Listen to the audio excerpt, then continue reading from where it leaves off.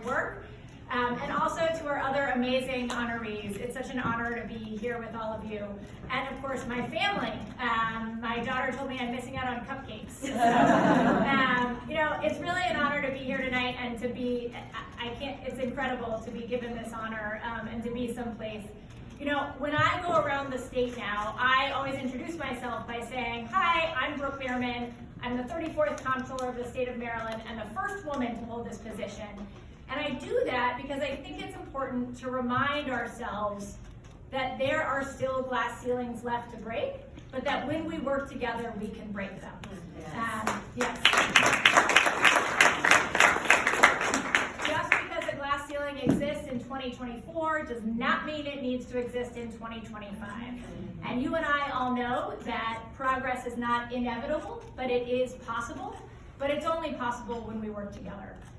I also want to say a huge collective thank you to the women of Maryland, because they really are the reason I'm here. Yes, my husband said yes, that I could do this. My family, my dad, my brothers, everybody stepped up. But the women of Maryland, many of them certainly had never thought twice about who the comptroller of the state of Maryland was. But then all of a sudden they found themselves putting in yard signs and putting on bumper stickers for this position that we all had to learn how to spell. And they were excited about it. And I know that I would not be here except that the women of Maryland showed up for me over and over again. And I will never forget that, and I will always show up for them. One final thing I want to note and just say is that it's so important that we keep resisting and we keep persisting. Things are incredibly challenging in the world right now. It's amazing to me that my daughter has fewer rights than I did at her age. And when we're young, I often remember that I used to ask myself, what is the meaning of life? But now that we're older, I actually think the more appropriate and better question is, how do I want to live my life? It's not a one-time question. Every day we get to ask ourselves, how do I want to live my life today, tomorrow, next week, next year? And I knew that when I was sworn in, one of the things I wanted to do was live my life as comptroller true to my values. And I believe that we all do better when we all do better. I also believe that we all do better when women do better. Yes.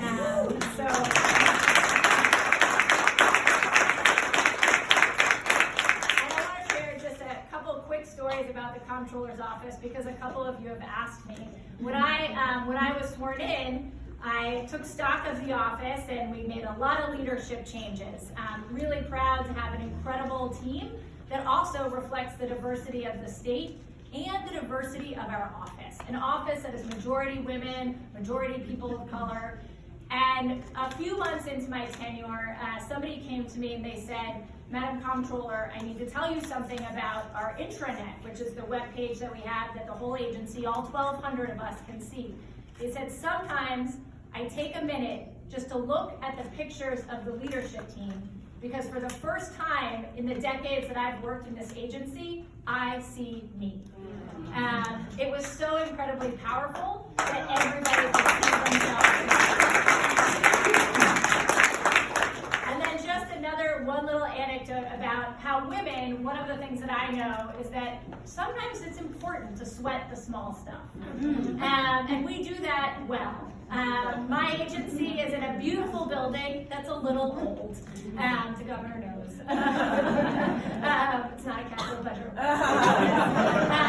But our bathrooms are as old as the building. Nothing's ever been updated. And we have this amazing executive assistant in our agency, Belinda. And she decided to retire a few months after I took office. And she had been with the agency through 5 comptrollers. And at the retirement party that we threw for her, she talked a lot about working for all 5 comptrollers, including Louis Goldstein. And she said, but it took the woman comptroller to get us new toilet paper dispensers. And so I just have to say, it's sometimes the little things that buoy us and keep us going. But as we keep going, as we decide how to live our life each and every day, we do. We show up for our friends. We look to find joy in small and large doses. We laugh, we love. And we also work to resist a society sometimes who tells us how we should be, how we should look, what we should do. To paraphrase one of my favorite song lyrics from when I was 12 years old, in the day-to-day and in the face-to-face, I have to act just as strong as I can to preserve a place where I can be who I am. That is sometimes what we do. And I know too, that as a white woman, it's even easier for me, as hard as it is. I am in a place of privilege. And so I have to recognize that privilege and work each and every day, because I have a responsibility to do everything that I can to create a safer and more honest world for women of every race.